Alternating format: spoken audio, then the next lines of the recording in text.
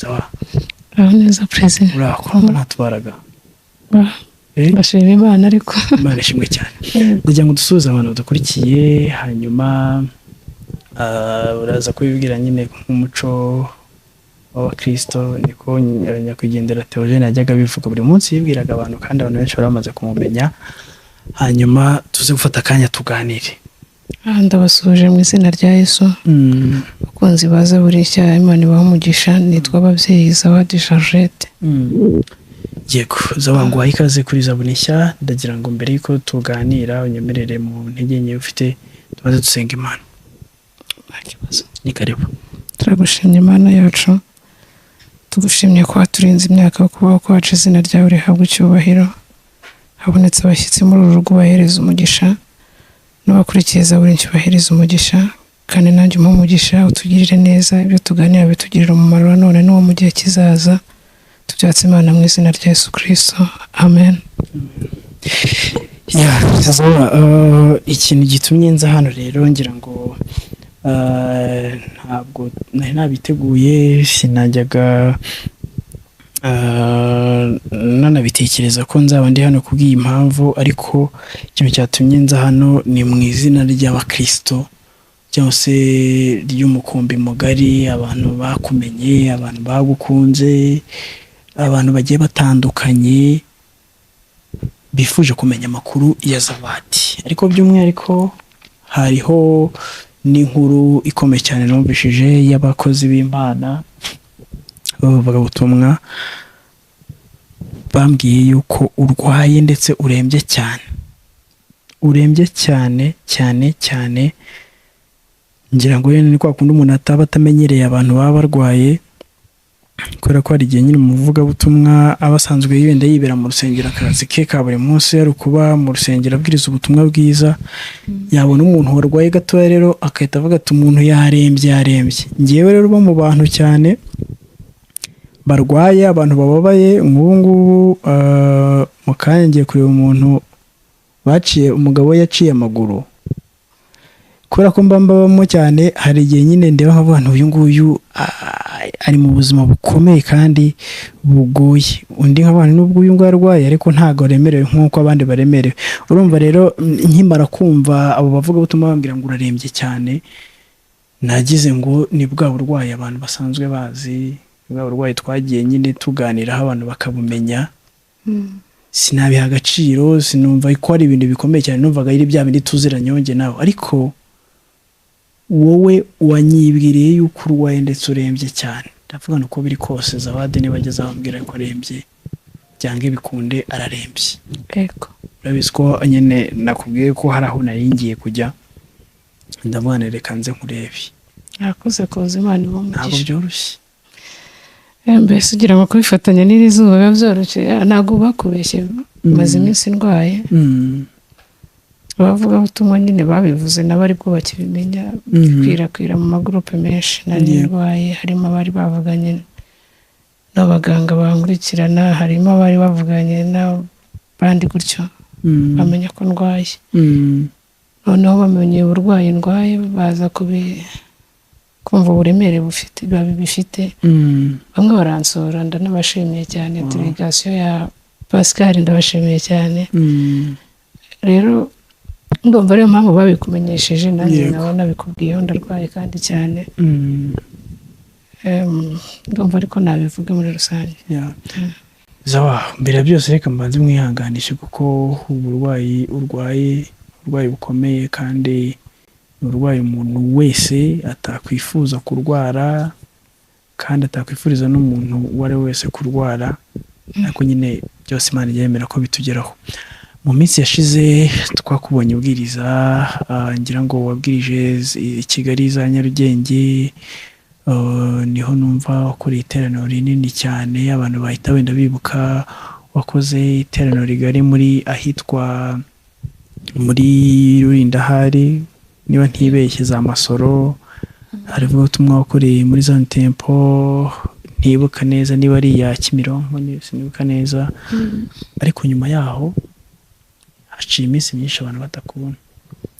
Yego, harimo intambara zo mu isi, ubuzima busanzwe bwo gushugurika intambara intambara z'uburwayi cyane cyane ndumva icyatumye ntakunda kuboneka ari uburwayi yego ni uburwayi ndagira ngo twinjire wenda mu burwayi cyane ko wenda mu bintu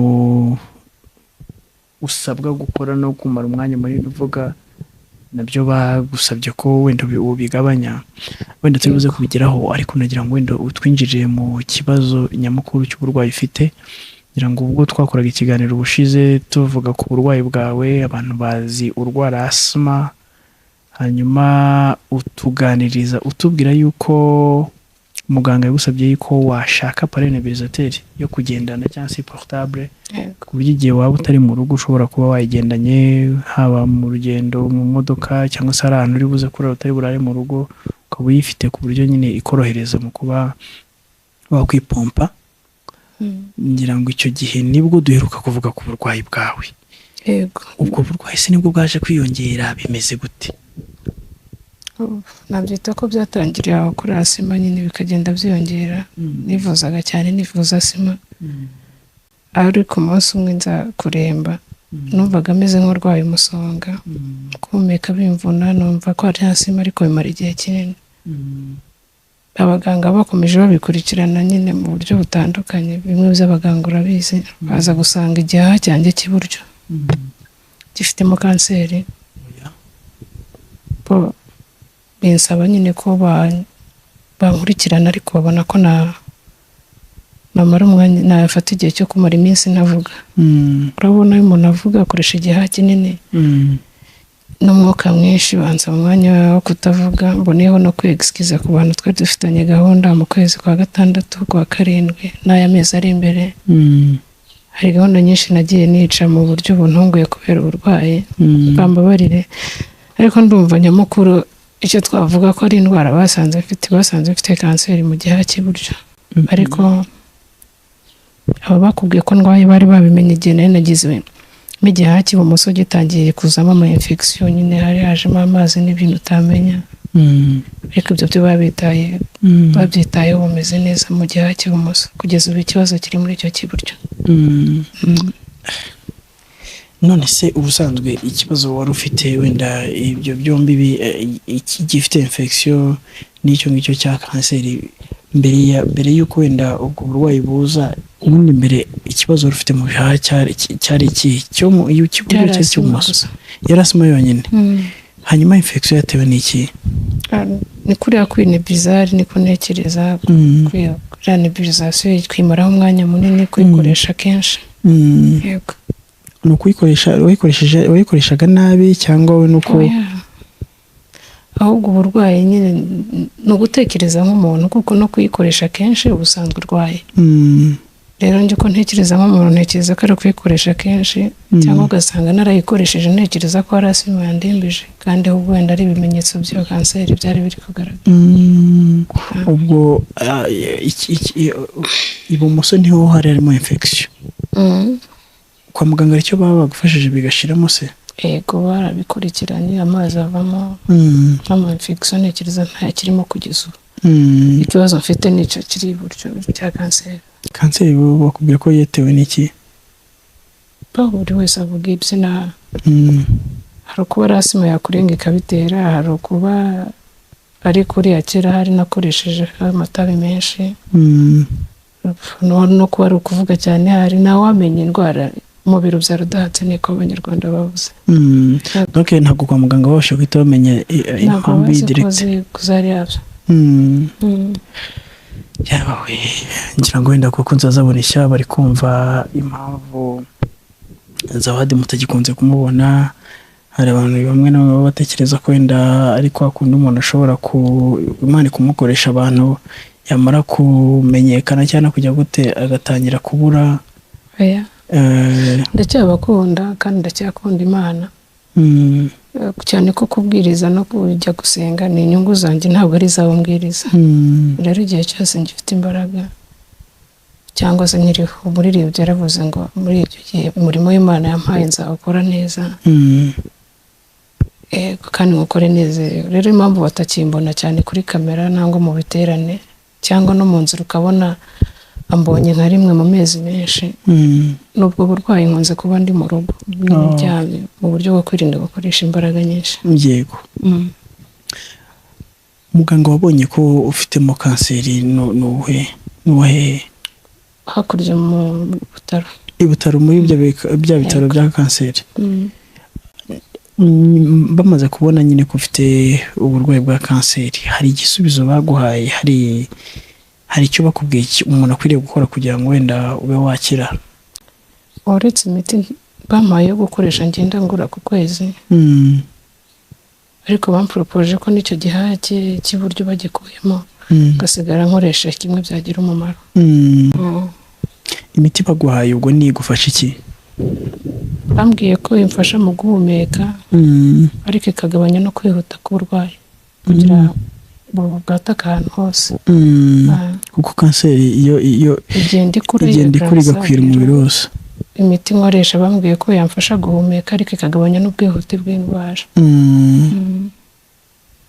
Uko si iyo miti Mana yanjye ibihagaze gute? Ku kwezi ntekereza ari 720 ndi gukoresha ikinini kimwe ku munsi. Ishobora kwiyongera amafaranga bitewe na kira ndiho.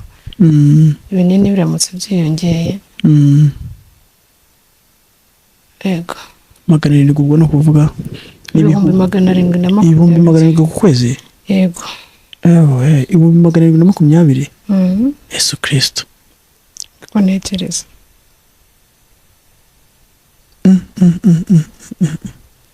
Ku kwezi iyo uri gukoresha ikinini kimwe ku munsi, ni imiti ku bayikoresha barabizi, yitwa ndamenya ngo niba ari Toposide. Ikinini kimwe ku munsi, ku kwezi ukoresheje ibinini 30 bigera mu 720.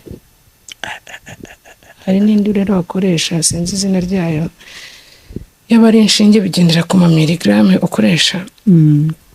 Aba ari urushinge rumwe ku munsi 5,000. Rero nabonye inshinge zigoranye nkunda gukoresha ibyo binini. Yego. Inshinge ubwo nuko ujya ku bitaro cyangwa urarwitera? Iyo mfite ubushobozi bwo kuzigura ndazitera, nanjye ndabizi, ariko urumva bangiza umubiri ukora witera buri munsi, kandi hari ejo warore nk'iyaba ari ibinini. Yego. Ubwo ikinini kimwe kiba gihagaze ubyo byose birenga 5,000.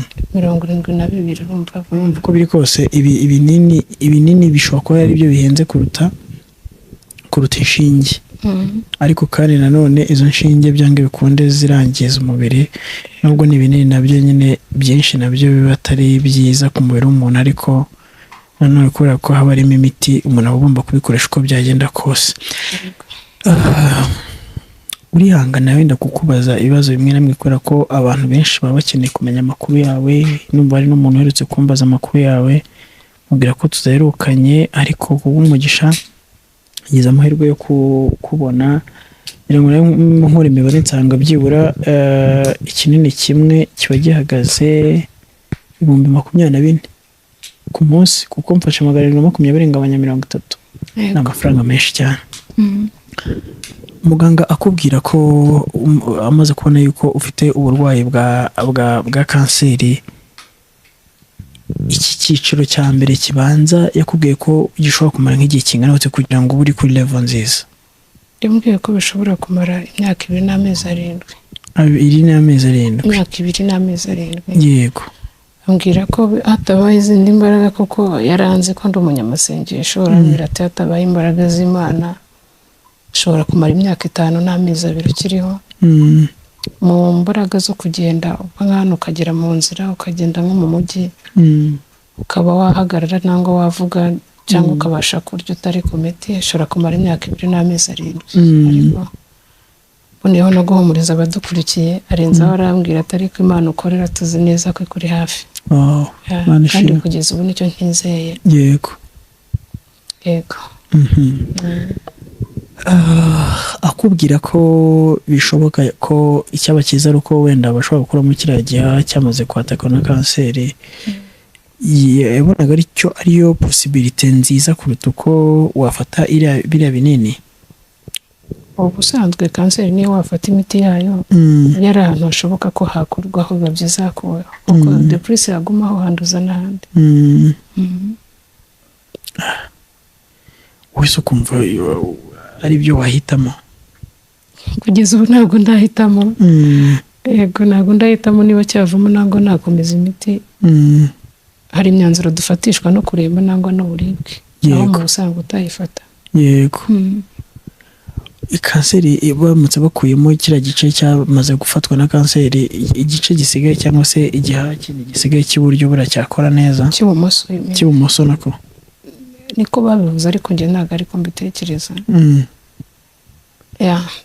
Ariko menya ari bya bindi kutizera abaganga nk'uko bikwiriye. Ariko numva icyatumye kigiramo ama infection kigifite icyo bikorana, gishobora no gutuma kirwara kandi aricyo gisigaye mu cyonyine. Ubwo bivuze ko kiriya gice kindi cy'iburyo cy'ibumoso gishobora kuba nacyo gishobora guhura n'ikibazo cyo kuba cyakwatakwa n'iriya kanseri nayo. Niko njye mbitekereza, ariko ntawamenya ikiminsi hatsi mugani. Imana niyo iri hejuru ya byose kandi niyo ifite uburyo bwo kuba yaturengera, twebwe ibyo dutekereza nk'abana b'abantu, ariko Imana nayo ikagira imyanzuro yayifata nk'Imana.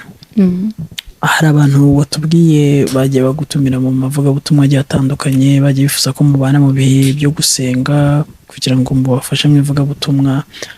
Ukomeje kubiyesikizaho, ariko kandi nanone sintekereza yuko abenshi bari bazi impamvu yabyo.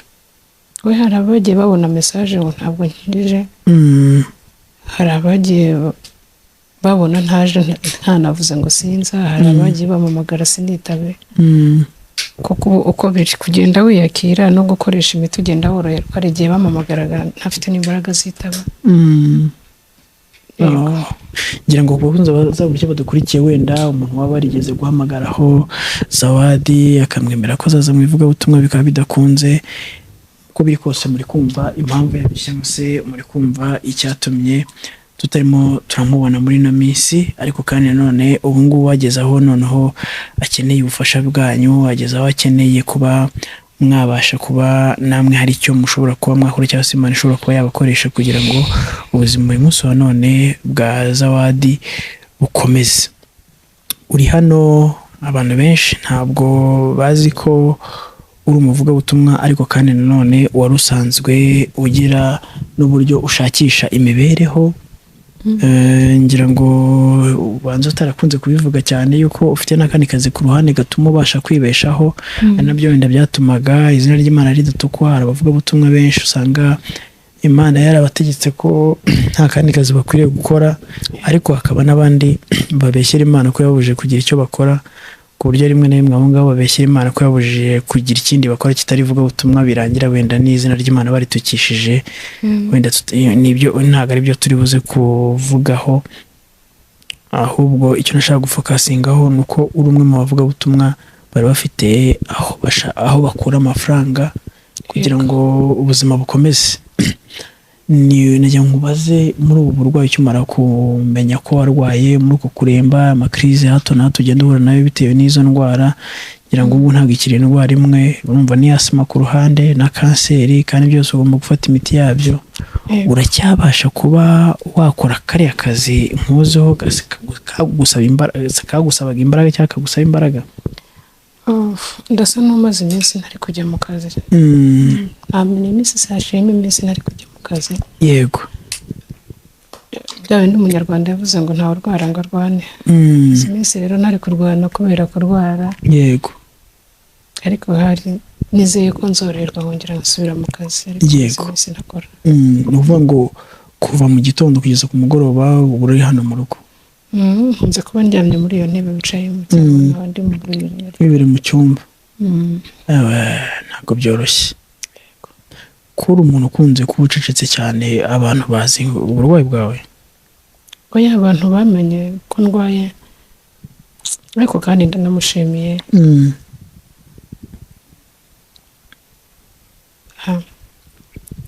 Umuntu umwe yamenye ko ndwaye atabibwira group yose, bisa naho ariho bimenyekanye. Muri iyi minsi turi mu gihe kigoye. Umuntu nakundaga kubivuga ndi kubwiriza,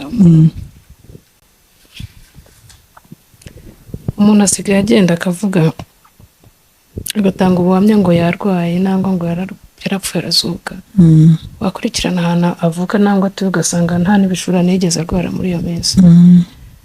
Abavuga butumwa wenda mboneyeho simperuka no kuvuga mudufashe muri gusebya izina ry'Imana. Umuntu ari kujya hariya akakubwira ngo yaburaye, wagera iwe mu rugo ugasanga uretse no muri stock no mu mirima birimo. Umuntu akakubwira ngo yarwaye nangwa wakurikirana ugasanga ni muzima ari kuguhamagara yibereye no mu muhanda.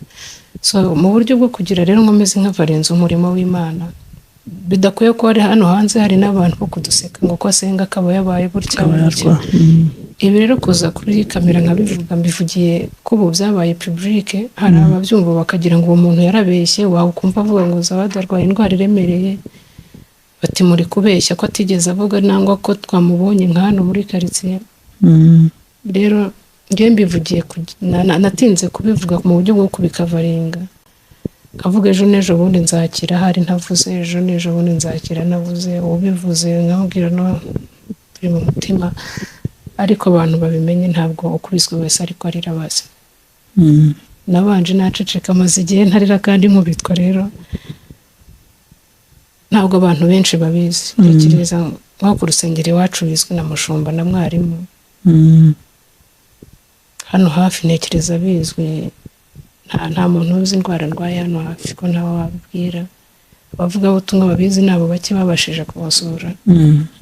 Erega ntabwo ari ngombwa ngo ugeragezwe nawe utabazi kugira ngo uyu munsi nze kuri kamera no kugira ngo uwo muntu wabitangaje bakamutuha amabasi bumve ko atabeshye, bumve ko ari ukuri. Ikindi ngewe numva nyine ubwo ni wowe ni ku giti cyawe, ariko ngewe ko mbitekereza nanone hari uburwayi umuntu arwara ariko agakenera umurwaza, agakenera umuntu bamurwaza, abantu bamuba hafi. None ntabwo umuntu yakwishimira kuzumva Zawadi yagize ikibazo kandi wenda hari umuntu Imana yashobora kuba yaha uburyo bwo kuba hari icyo yakora. Hari abaganga dufite uyu munsi wa none bashobora kuba Imana yabakoresha kugira ngo wenda mu burwayi bwawe hagire ikiba cyakoreka. Hari abantu Imana yahaye ubushobozi bavuga bati Imana yampaye amafaranga kugira ngo nshyigikire umurimo w'Imana cyangwa mfashe abakozi b'Imana. Ntekereza yuko abo bantu nabo Imana iba bakeneye mu ruhande rw'umukozi wayo kugira ngo ahinduke umurwaza mu gihe gisa nk'iki ngiki. Ntekereza nanone yuko impamvu yo gukora kino kiganiro atari kugira ngo abantu bamenye gusa yuko ibyo bumvise ari amakuru y'ukuri, ahubwo ndumva nifuza cyane yuko n'abantu Imana yahaye umugisha bifatika uyu munsi none baze kugira icyo bakora, kuko ntabwo ntekereza yuko Zawadi kuba utuye Musanze ukaba wagiraga amavugabutumwa mu gihugu hagiye hatandukanye, wari unaniwe kuba waza gutura muri Kigali kugira ngo ivugabutumwa rikorohere. Ntabwo ntekereza yuko kuba wicaye ahangaha Musanze urimo urasabwa 720 kugira ngo wivuze hari ahantu uri buze kuyakura. Hano hanze hari akarima gatoya ariko nakubwa ko ntawe kavamo ayo mafaranga, akazi wari ufite nako ntagahari. Ntabwo ntekereza ko hari ahandi hantu ho gukura usibye Imana yonyine ishobora kuvuga ngo reka ngire icyo nkora kubw'umwana wanjye, kubw'umuvugabutumwa, kubw'umwana wanjye wagiye unkorera igihe iki n'iki, kandi Imana tuyibonera mu bantu byange bikunde. Nayo mpamvu numva rwose ntari buze kugutwara umwanya munini cyane bitewe n'uburwayi n'ubundi, ahubwo nisabira abantu rwose murebe ukuntu mugira ikintu mukora. Kandi Zawadi nyine nuko bitoroshye nyine no mu mbaraga nyeze, hari igihe ushobora kumuhamagara ugasanga ntibikunze bitewe wenda n'igihe umusanzemo cyangwa se na crise umusanzemo, ariko ntekereza ko WhatsApp rimwe na rimwe ujye uyikoresha, kunze kuyikoresha cyane kandi birakorohera mu burwayi ufite bikaba byakunda. Turi buze wenda gusoza uduha contact zawe, ariko nashaka kukubaza kwa muganga bamaze kukubonamo icyo kibazo cyangwa se ubwo burwayi bwa kanseri, kondisiyo baguhaye, ibyo bagusabye ukwiriye kwitaho ni ibiki mu buzima bwawe kugira ngo wenda indwara yawe ibe yakoroha cyangwa se ube wamara iminsi? Harimo kuruhuka cyane, ndumva aricyo bahereyeho. Bakurikije kuko kuvuga cyane, urabona nsanzwe mvuga.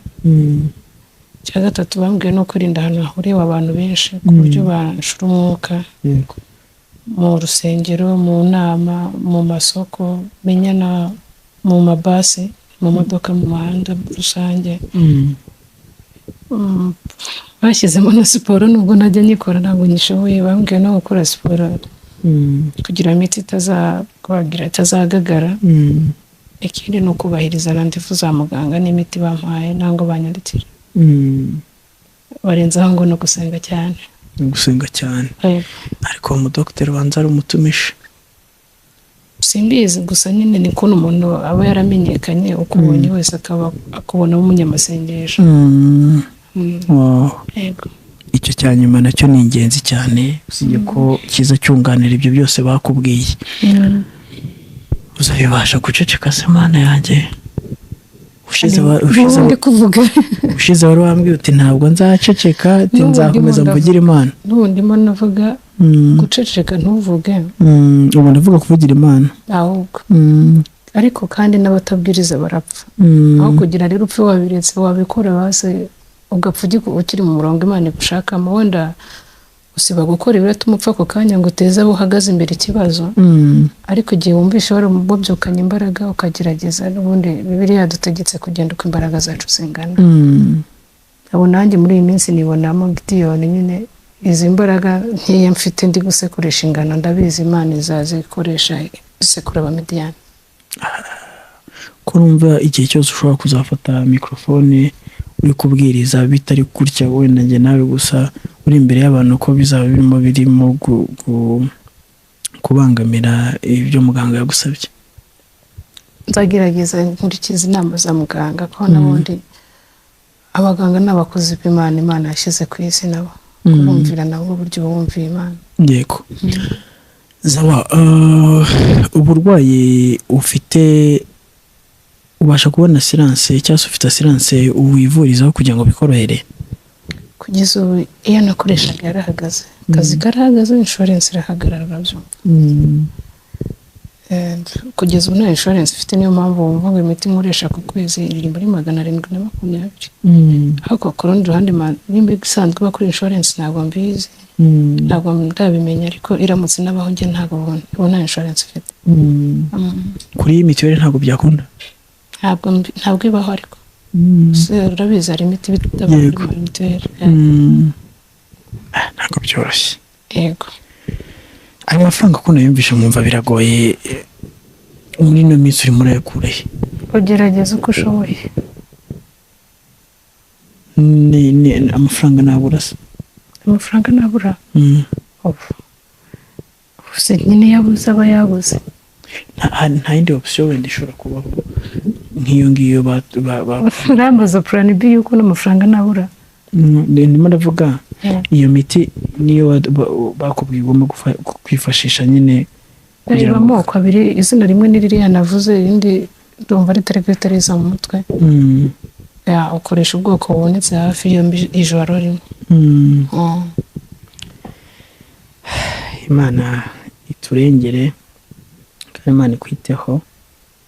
Reka mbwira abakunzi bazabona ishya Imana haye umugisha mu mufuka, bafite ikintu bariho bagira icyo bakora ku bwa Zawadi. Mu bushobozi bukeya ufite, Imana izakwibukire kino gikorwa uri buze gukora ku bwa Zawadi, kugira ngo mu gihe tuzaba tumufite uzajya ushima Imana ko akiriho ku bwawe. Hanyuma nawe Imana hari ubushobozi bwinshi, ushobora guhagarara imbere y'abantu ukavuga uti Imana hari icyo yakoze ku buzima bwanjye. Nawe ibyo bintu Imana yagukoreye ubishimisha Imana muri ubu burwayi bwa Zawadi. Imana inezezwe nuko hari icyo wakoze ku bwa Zawadi cyangwa se ku bw'ubu burwayi. Hanyuma ikindi kintu nifuza nuko rwose ababishoboye Zawadi muvugishe, muzamusure, muze mumusengera Imana, muze mumuganirize, mumuhumurize. Ushize tuganira wari wambwiye uti rwose njye ntabwo ninya gupfa. Ako njye nakuvuga njye nitinyira urupfu. Ariko zapfa n'ubundi warutinya. Nubwo ndutinya ariko nzapfa, ariko nanone hari uburwayi, hari ikintu mba numva ntifuza kubona umuntu wanjye rwose yarwaye. Imana igukize mu izina rya Yesu. Amen. Kandi irabishoboye. Rero ugiye kunyura contact zawe nubwo tubize kuzishyiraho abantu bazibone, hanyuma twisengera Imana, tubwire Imana ngo ibyo wakoze nibyo byari bikomeye cyane kuruta ibi ngibi. N'ubundi wongere bigaragaza ku buzima bwa Zawadi. Icyo dukeneye cyane ni uko Zawadi yabona uburyo bwo kwivuza cyangwa se uburyo bwo kugira ngo iyi kanseri icibwe intege. Nanjye ntabwo nakwifuza ko bagukuramo ikindi gihaha kandi n'ikindi kirwaye, ariko mu nzira twe tudatekereza Imana ifitemo inzira nziza inyuza igatanga igisubizo ku bana bayo. Uraduha kontakte zawe rero, hari abantu Imana ishobora gukoresha mu buryo bumwe cyangwa ubundi. Nabonye hari abantu Imana yagiye iha umugisha ushobora kujya kumva agushakiye n'iyo assurance kandi ukaba wayikoresha bikoroha, cyangwa umuntu akubonera assurance se wakwivuriza ahubwo ntiyaba agwaye amafaranga menshi cyane. Wagize neza cyane. Buri muntu wese Imana yamuyobora mu buryo bwe, hanyuma tukakuba hafi kandi uhumure ntacyo uzaba. Ndacyahari cyane. Ariko nabona ufitemo akantu kakubamo gakeya. Ntabwo byabura, ariko ubwoba mfite ntabwo ari ubwo gutinya gupfa, urabizi nkunda kubivuga. Kugeza ubu bwoba mfite ni ubwo kugenda ntavuze ibihagije. Nanjye mfite inyota yo kuvuga, ariko kandi nkagaruka nzi ko ibivugwa n'abaganga byose ntabwo biba bivuzwe n'Imana. Hari ibyo Imana yavuze mbere yuko abaganga bavuga, kandi na nyuma yuko bavuga yarongeye iravuga. Rero muhumure rwose ntabwo nzapfa nzarama. Aho kantu mvuze karakomeye. Mfite ubwoba bwo kugenda ntavuze ibihagije. Mu Kinyarwanda cyuzuye ubwo ufite ubwoba bwo gupfa utavuze Imana bihagije. Yego.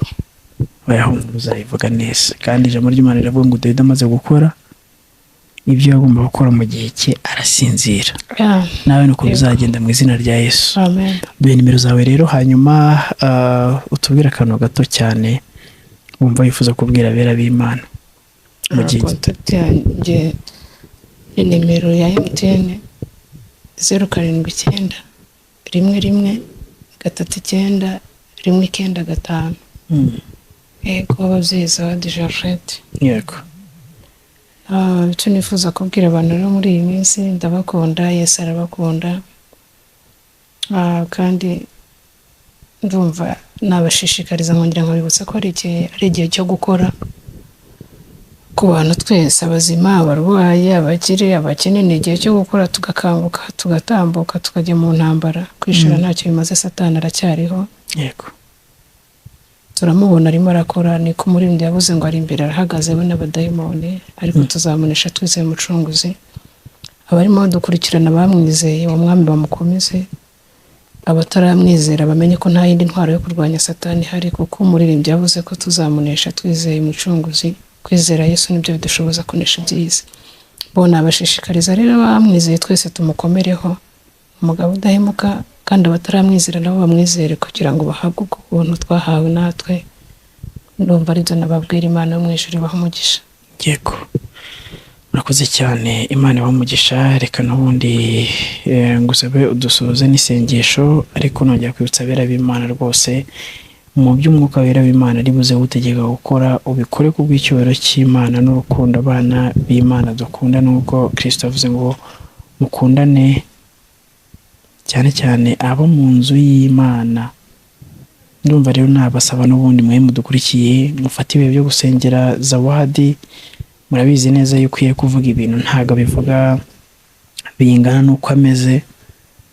Umuntu navuga mu Kinyarwanda cyuzuye w'umugabo, umuntu w'umugabo mu kindi Kinyarwanda cyumvikana ni umuntu udakunda kuba yatera abantu ubwoba, cyangwa se ukunda kuba yakwihagararaho kugira ngo wenda umukurikiye cyangwa umwumva adahagarika umutima. Ariko muri udukurikiye cyangwa se wenda ngewe abaye ari njye urwaye, uburyo nabivugamo bwaba bifite emosiyo nyinshi cyangwa se bikaba biteye agahinda cyane. Ariko Zawadi nk'uko ubibona, murabona ko agerageza kwiyumanganya, ariko buriya ntabwo aba amerewe neza. Rero rwose mu musengera Imana, kandi n'abafite ubushobozi namwe mu bikorwa by'icyubahiro cy'Imana. Ni karibu. Turagushimye Imana yacu, ubanye natwe muri uyu mwanya muto tumaze kuri iyi kamera. Izina ryawe rihabwe icyubahiro. Ngaho rero arakomeza utugirire neza, amahirwe utanga akomeza duhire, ineza yawe tugumeho. Kandi nsengeye abarwayi bakurikiranye kamera, ubakirize kwiyubahisha. Ndongeye nsengeye n'abandi bari aha hanze bataramenya Yesu, ubihishurire bakumenye. bamenye ko ari we Kristo wavuye ku Mana. Komeza uhereze Perezida umugisha, David n'umuhereza umugisha, abadukurikiranye bose ubahereza umugisha, kandi nanjye umpe kuko urawufite udashira. Komeza utugirire neza mu izina rya Yesu Kristo, amen. Amen. Amen. Aleluya. Tuzamura ibiganza tuvuge amen cyane. Tena aleluya. Twongere amen. Tugiye gusoma mu gitabo cy'umuhanuzi Yesaya. Yesaya ibice 42. Yesaya ibice 42. Turasoma duhereye ku murongo wa 3, dusoreze ku murongo waho wa 4, dusome mu izina rya Yesu. Umutwe w'ijambo uravuga ngo umugaragu w'Uwiteka. Haranditswe ngo urubingo rusadutse ntazaruvuna, kandi n'urumuri rucumba ntazaruzimya, ahubwo azazana gukiranuka by'ukuri, ntazacogora, ntazakuka umutima, kugeza aho azasohoreza gukiranuka mu isi, n'ibirwa bizategereza amategeko ye. Tuvuge cyane amen. Twongere cyane amen. Nishimiye kubana namwe, ntago mwakumva uko nabivuga, ariko ndishimye mu mutima ko Yesu yangiriye neza. Abantu benshi ntabwo bajya babiha agaciro, ariko nigeze mbona akantu kamwe kuri status ahantu ya WhatsApp, umuntu arimo avuga ngo ndibuka nsengera ibyo mfite. Ndibuka nsengera ibyo mfite ubu ngubu. Ndashima Imana ko ibyo nasengeye yabikoze. Ntabwo mvuze guhagarara imbere yanyu, ahubwo ndavuga kuba umukristo. Icyo nicyo kintera gufata umwanzuro, havuga ngo ndi umukristo kandi nzahora ndiwe ibihe byose ngeze ku gupfa. Seme amen. Mugenzi wanjye w'umuririmbyi yaravuze ngo kandi ndi umukristo wo mu mutima, ngo kuko ubu nsigaye nkunda Kristo. Ngo icyatumye apfa, icyo cyatumye apfa nicyo gituma mukunda, yazize njyewe. Arangije avuga ikintu cyiza nakunze, haravuga ngo kandi naho naba mu byago nkaba no ku rugamba, njyewe nzakomeza ndi umukristo. Naho bampa priyave, naho banyirukana mu nzu, naho babishyira muri cyamunara, naho abana nta minerivare, naho abarozi bahaguruka, ndi umukristo, nzahora ndiwe ibihe byose ngeze ku gupfa. Naho naterwa n'ibyago nkaba no ku rugamba, njyewe ndi umukristo. Ndabizi mu ntambara ndasana n'umwanzi, ariko mfite umugaba, ni umwami Yesu. Nituba hamwe nzahora. Ntawe ubyumvise avuge amen. Twongere cyane amen. Ariko arangije avuga interuro nakunze, mw'ababyeyi mwe, avuga interuro nakunze. Hepfo gatoya haravuga ngo ariko ikintu gihamiriza ko ndi umukristo, ngo nuko ibyino mu isi nabihinyuye, ubu nsigaye nifuza ibyo mu ijuru.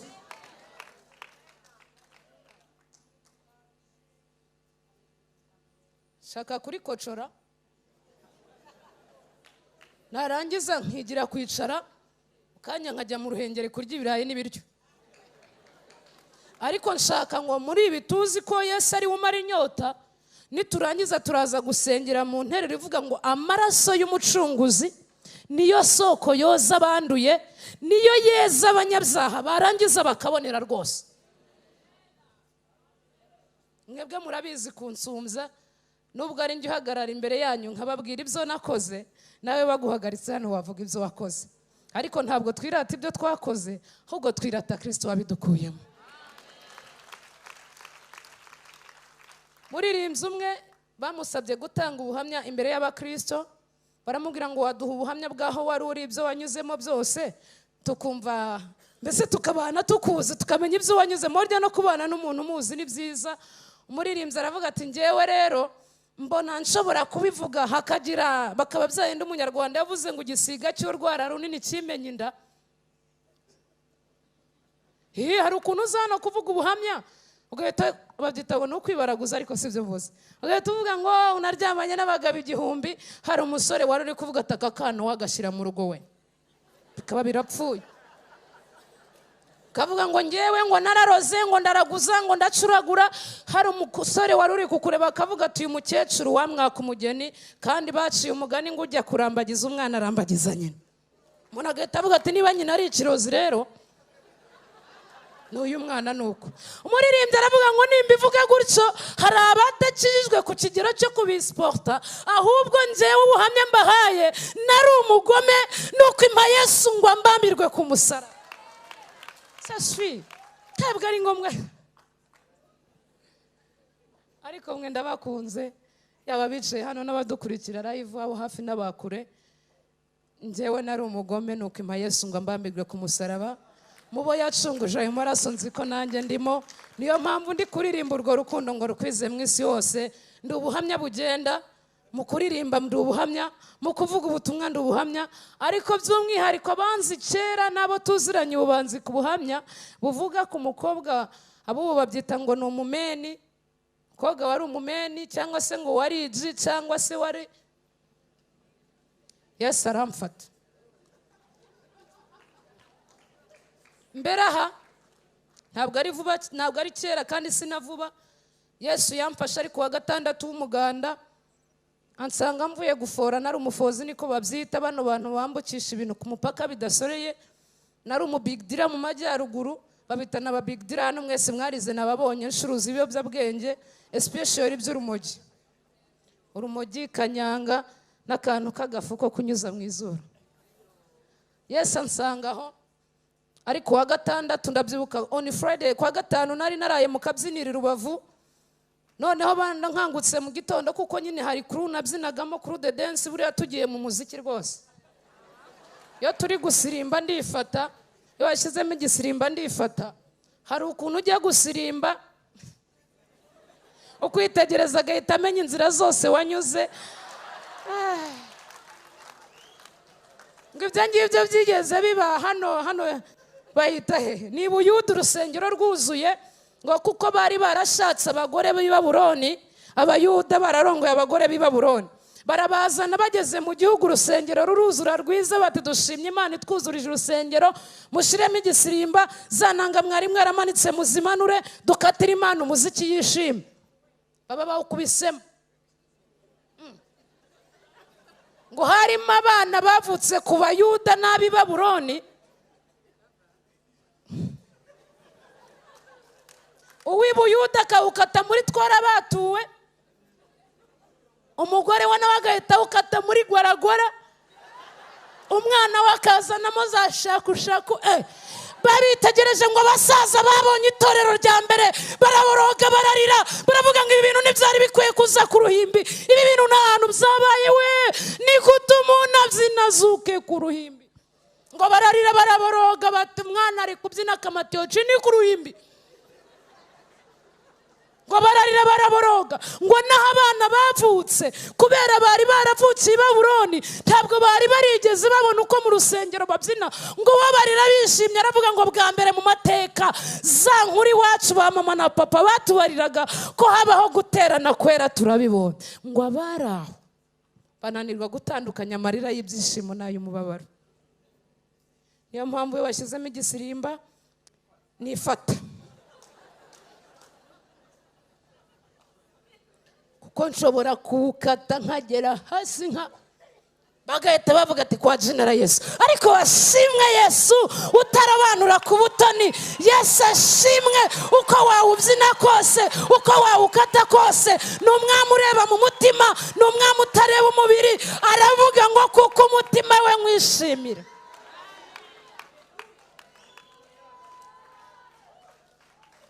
Njya ngira mu rugo ngafunga, kashyiramo volume 100, kazamurira televiziyo n'iya mampuri, kashyiramo igisirimba nkabyina, nakumva bije ari akaguru nkajyayo, hazamo kuwukata nkagiye, kuko mu ijuru nituzi njyana tuzabyinamo. Repeta uko byumva, nitugera mu ijuru tuzabyina ibyo dusanzeyo. Njya mbwira abantu ngo mwirinde guca imanza. Ibaze ugeze mu ijuru ugasanga babyina gwaragwara, warabyamaganye ngo kwa General Yesu, ukagera mu ijuru ugasanga ari igisirimba, we waravuze ngo uzabyina zuka. Ariko reka mbabwire, muhore mukenyeye mu mitima, amatabaza yanyu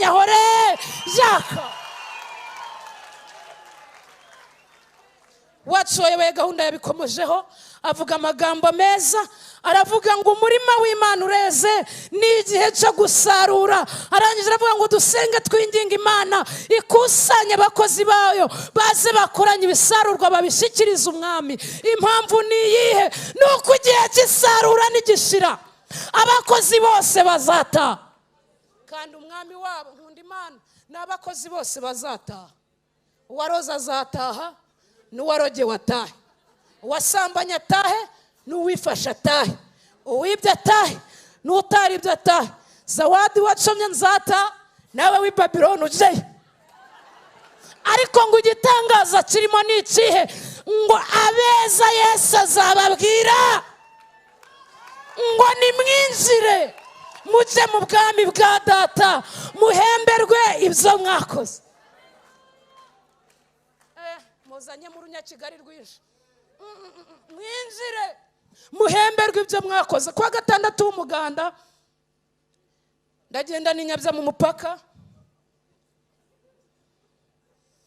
nzana forode nk'uko bisanzwe, twuzuza butu. Twari dufite tekinike yo gufora idasanzwe, ninjye wari warayitekereje.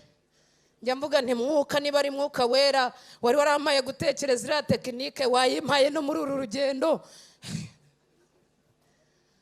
Twaforaga dukoresheje imodoka zitwara abageni, ugafata imodoka ugashyiramo ibiyobyabwenge runaka wapanze gutwara, ari nk'imodoka 8 mukazuzuza zose cyangwa 10, mwarangiza mukazidekora. Tugafata umusore tukamwambika costume, tugafata umukobwa tukamwambika agatimba, twarangiza tugashaka n'abafiyedoneri. Sinzi uherutse kubivuga ku mbuga nkoranyambaga, haravuga ngo n'ibicucu birakura.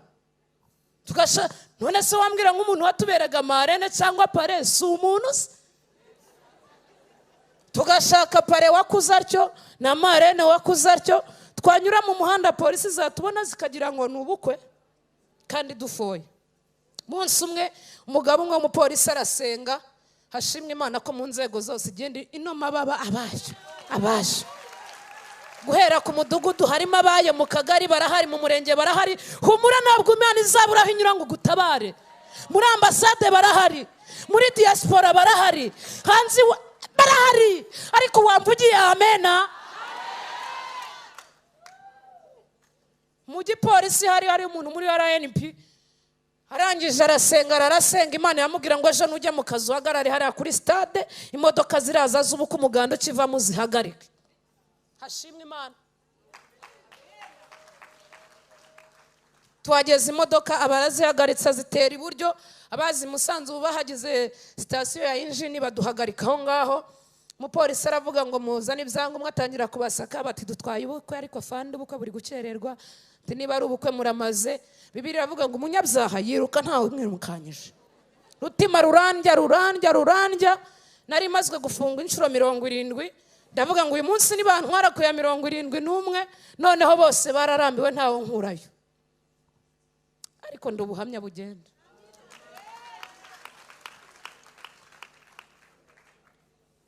Mba nsohotse mu modoka niruka, uretse akagutiya nongeye naho muri n'inkweto bwari ubu bwoko. Mba mvuyemo niruka nzamuka, ariko hashimwe Imana.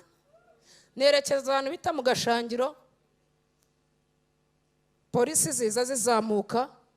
Mba ngeze ahantu ariko mujye muhimbaza, nutaza aze gukizwa azaje gukata umuziki Yesu ahamufatire. Mba numvise ahantu bari kuririmba, mba ninazemo ntya, aho kugira ngo nicare nk'inyuma cyangwa muri korari, umwuka aranshorera njyana aho nzajya nicara hariya. Ndagenda ndavuga ngo ntawe nkura impande ya pasiteri abariho nicarira. Kumbi sinjye wabikoraga, n'umwuka wanyitegereje abona n'ubundi izi ntebe arizo ngomba kujya nicaramo. Jisho ry'Imana rirabona nta natoye waryihengeka. Ndagenda nicaramo n'agakabutura kanjye n'udukweto twanjye. Vandaraza arareba, aturiya mwana namara gusenga mu mubwira dusange kuri sitasiyo. Byabaye hehe? Ariko hashimwe Imana tuvuge amen. Niyicarira umwo, ibyakurikiyeho nimubimbaze. Hagezemo hagati ikintu nibukana uwo munsi, ikintu nibutse, numvisha agatima, sinzi uwaririmbye kera aravuga ngo nciye ahanditse bikonje agatima kampatiriza kujyayo. numva agatima karambwiye kati ko ufitemo udufege tubiri wajya nko kuri tuwarete ukabanza ugacomamo kamwe kagaruka mu rusengero wuzuye. Dufite abadayimoni batwongorera no mu rusengero, ariko hashimwe Imana ko abadayimoni bongorera amatwi, umwuka akongorera umutima. Ndagenda nkubitaho imyotsi nkingahe, ndangije ngaruka mu rusengero na furi zose ndi kugenda ibitsi bidakora hasi yame bucece mu gace. Ndaza nti mushumba waririzi, ati waririzi mushumba, aturi kuvuga ibice ntiyamene uri babisi se nta kintu yoka. Mbese mushumba arumirwa namaze ati se mwawe ushaka iki? Ndamubwira nti mwebwe mwamanuriye murambwira ngo abampiga nzabashaka mbabure, none ngiye hanze simbabonye, ndumva nshaka kugira ngo iyo Mana yabavugiyemo nanjye nyizere. Arambaza ati ese kwizera gusumbuka ufite nukuwe? Ndavuga nti mfite kwizera ko Imana yavuganye nanjye n'abampiga ndababuze, ariko ibyo nakoze ntabwo binyemerera kubaho nafunzwe. Rero mumfashe mumbatize, nimara kubatizwa bamfunge mbatije. Bari bafite gahunda yo kubatiza kuri wa gatandatu, batijya mu bandi bana baramanukana banjyana muri Yorodani. Ariko Mana we, uzi kubatizwa nta nyigisho z'igice, ntazi umubatizo. Ntabwo dukomezwa n'amagambo yanyu bashumba, ntabwo dukomezwa n'izo ndimi muvuga, ntabwo dukomezwa n'aya maririmbo muririmba, ahubwo ni rya jambo ryavuze ngo ibisigaye mukomerere mu mwami no mu mbaraga z'ubushobozi bwe nyinshi. Dukomezwa n'amaraso ya Yesu. Dufite abakijijwe guhanura bitarabaho bakomeye, dufite abakijijwe izindi ndimi zitaravugwa bakomeye. Ntabwo dukomezwa n'ibyo, dukomezwa n'amaraso ya Yesu. Tuvuge amen. Baranjyana baribije ninjye babatije mbere, ashyira mu mazi, mwuka nsanga amaherekeza ikiganza cy'umushumba arantebeza.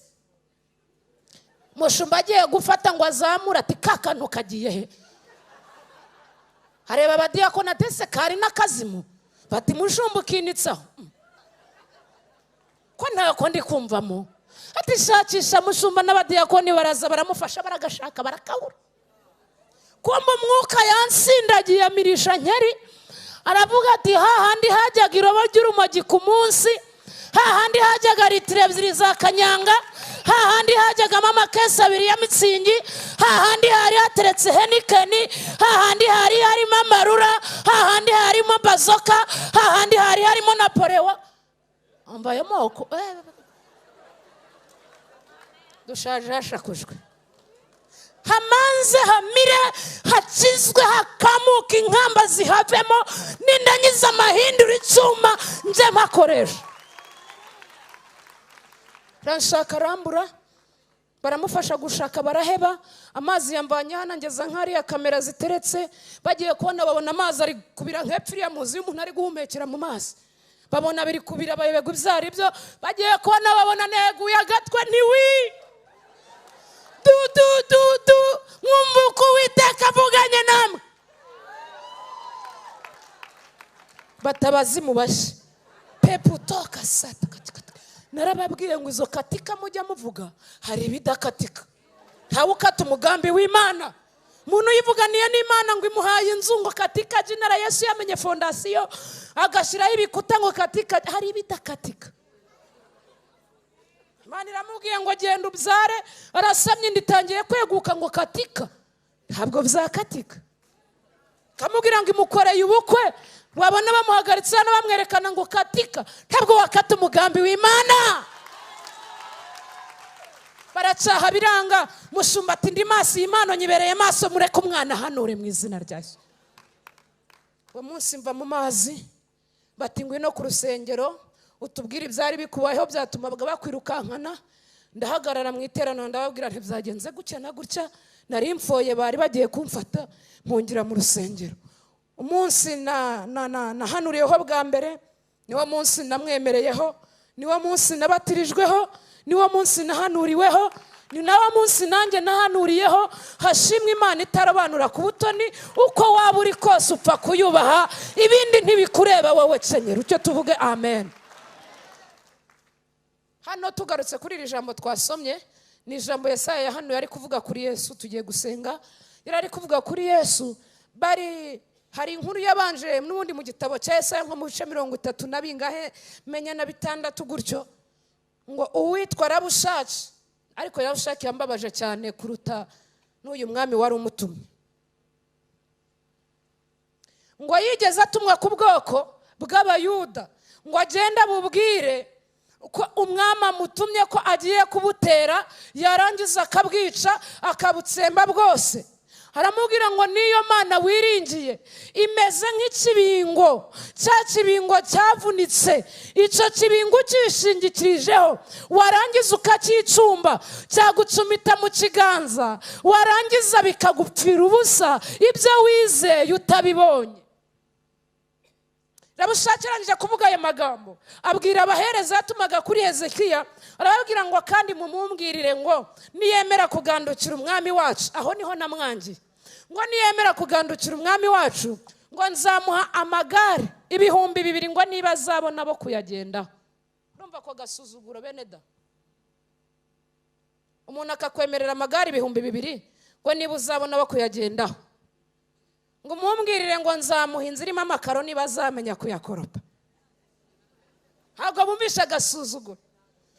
Umumbwirire ngo nzamuha inkwano niba afite umukobwa arambagiza. Mumbwirire ngo nabona umukuraho n'imyaka agize ibishingira ngo nzabimuha. Mbese hari ibintu batugenera bazi ngo ntaho tuzagera, bibwira ko twiringiye ikibingo kivunitse, bategereje ko kizaducumita mu ntoki, ibyiringiro byacu bikadupfira ubusa. Ariko Yesaya yagiye guhanura, hano twasomye arahanura ngo bari bazi ko twiringiye ikibingo kivunitse, bari bazi ko twiringiye, ariko nguwo twiringiye we asumba icyo kibingo, ndetse nta nubwo agereranywa nacyo, ngo kuko we naza ngo nibwo rubingo rwarabiranye ntazaruvuna, ngo ndetse n'ikimuri imuri igicumba ntabwo azayizima.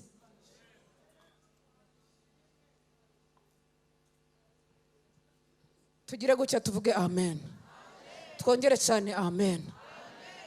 Yesu wacu amuvugaho neza uko azaba ameze. Aravuga ngo nubwo abantu bacira imanza bakavuga ngo imbingo zaravunitse, abandi bakavuga ngo imuri ntizicyaka ziri gucumba, ariko Yesu naza ntazazizimya, Yesu naza ntazavuna urwo rubingo, ngo nta nubwo azacogora, nta nubwo azacogora, ariko ntaba abanyupa, nta nubwo azacogora, ntabwo azatuza, ntabwo azaceceka, kugeza igihe azajya agira hari urubingo rwarabiranye akarwunga, yagira hari imuri iri gucumba akayatsa. Aleluya. Muhumure ntibirarangira. Yesu ari kunyuranyuramo, ari gushaka hari urubingo rwarabiranye, aho ruri kunywera itabi ari kurushaka, aho ruri gupushiriza ari kurushaka, aho ruri kurarira mu kabyiniro ari kurushaka. Ariko Yesu ari kurushaka aho ruri muri loji, ari kurushaka aho ruri muri hoteli, Yesu ari kurushaka aho rwagiye komongana, Yesu ari gushaka izo mbingo zavunitse. Kandi n'imuri z'igicumba, imuri z'igicumba nizi zigeze zaka zigahura n'ibizizimya, akabaza muri korari atakerura ngo yavuyemo, ariko wamubwira ngo jya imbere utari korasi akaba atabishobora, kandi kera ibyo bihe yari abifite. Ugaheruka umuntu avuga indimi ahanura, ubu ngubu yarazimye ntagihanura, ariko umuririmbyi yaravuze ngo nkwinginge mwene data ibihe ntibikakumaremo imbaraga z'umutima. Aramubaza ngo kubera iki? Amubwira ngo impamvu ni uko ibihe urimo, aya marira ufite, aka gahinda ufite none aribwo buhamya. Nibwo buhamya bwawe bw'ejo. Kandi njya mpumuriza abantu nkababwira ngo uretse gukomera mu mitima, naho ubundi ntawe ufite ibyo ashaka. Ibyo ngibyo ufite nibyo ndi gusengera, ibi ngibi mfite nibyo uri gusengera. Baranumvise? Nari mvuze ngo bariya abantu uvuga bakunaniye niba utabyara ari gusengera. Uwo mugabo uri kuvuga wakunaniye njye niwe ndi gusengera. Ibyo ngibyo uri kuvuga ngo akazi kabuze ngo ni ibiraka, hariya hari uri kuvuga tukankuyemo nkiyicarira wabungiriye neza. Ibi ngibi uri kuvuga ngo uru Rwanda rwakunaniye, hari abari mu bihugu byugarijwe ari kuvuga tuwantereka mu Rwanda nasinzira. iba uri kuvuga ngo amahanga yananiye, ngo amahanga arahanda, ngo uwangeza mu rugo. Abari mu Rwanda turi kwa purayinga buri busa. Ibyo ufite nibyo turi gusengera. Ibi mfite nibyo uri gusengera. Abamotari barandwanira bati mu muduhe tumutwara uwo ngo ntago murutiseri yakika. Ndi kuvuga nti Mana wongeyeho ibiro bingahe ukambyibusha wabungiriye neza. Nawe ngo ibigabanye. Ibyo ufite nibyo ndi gusengera. Ariko nawe ibisukari birazamuka, tansiyo ikajya hejuru, ati uwampa ibiro nka biriya bya zawadi. Ibi mfite nibyo uri gusengera. Rero icyo nakubwira, ibyo uri kuvuga ngo ntugishobora kuhazamuka, ngo nta esanseri irimo, ngo amasikariye kugera iriya ruguru, ngo iyi nzu yenda kungwaho, ngo iyi modoka ihora izimazima. Iyo modoka ihora izimazima niyo abangaba bari gutega moto bari gusengera. Ahubwo ikintu kiriho nakubwira, kimwe cyo ni ukunyurwa mu mutima. Seme amen. Twongere cyane amen. Nyurwa mu mutima ni kumuririmbyi yavuze ngo ujye unyurwa na Yesu mu kubaho kwawe.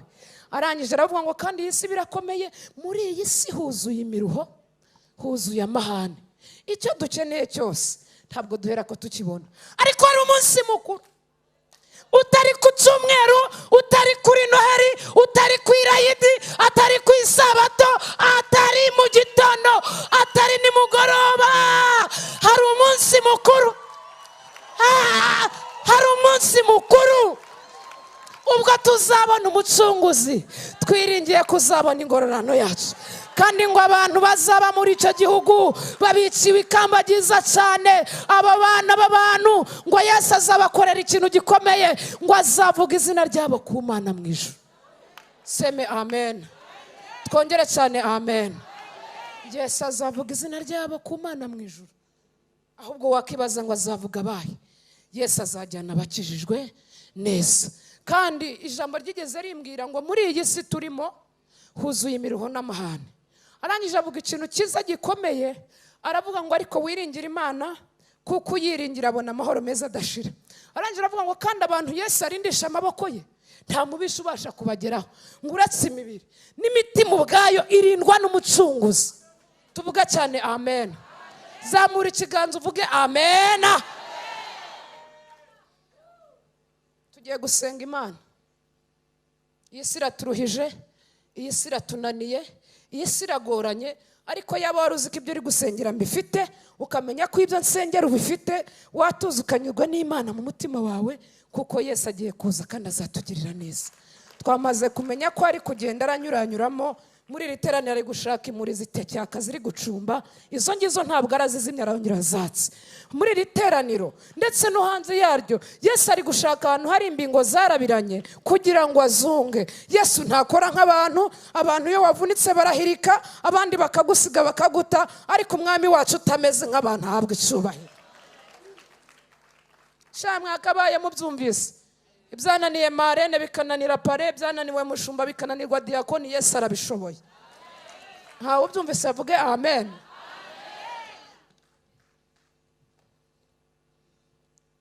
Gahunda y'uyu munsi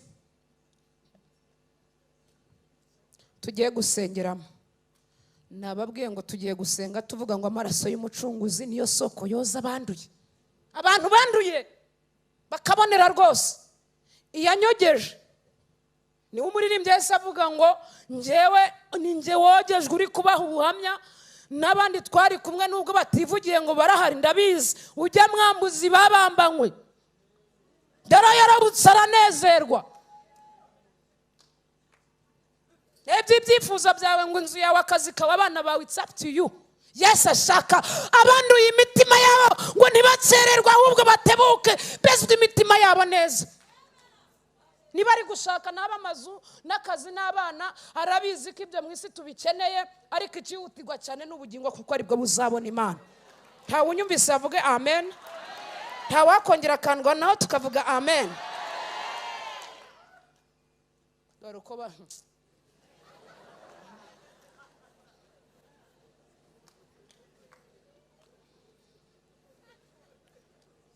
kanifatire gati igisimu tugiye gusenga. buriya bashumba, ikintu gikomeye muri iyi minsi, abantu bari gusengera ibidakenewe. Sengera ubugingo, kuko ubugingo buzima butura mu mubiri muzima. Mushaka ubwami bw'Imana no gukiranuka kwabo, kubwo bwami bw'Imana, bindi tuzabyongererwa. Sisiteme ni ukuzamuka wirukanka, nubwo uwo mutwaro uremereye Imana irakurinda. Iminsi yose mu nzira ucamo iraguhaza amahoro. Si ubu baranyumvise we?